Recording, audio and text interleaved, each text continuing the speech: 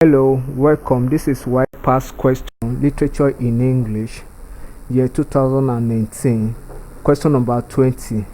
A literary device used to enhance sound effects in poetry is referred to dash A. Imagery, B. Alliteration, C. Refrain, D. Symbol. The correct answer here is C. Refrain simply means a chorus of a song that is repeated at its end.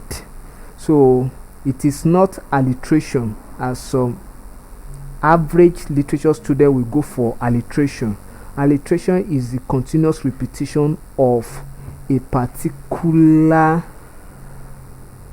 vowel consonant sound in artistic work of art. So refrain has to do with a sound, particularly at the end of a particular verse of a poem or poetry. Thank you and God bless you.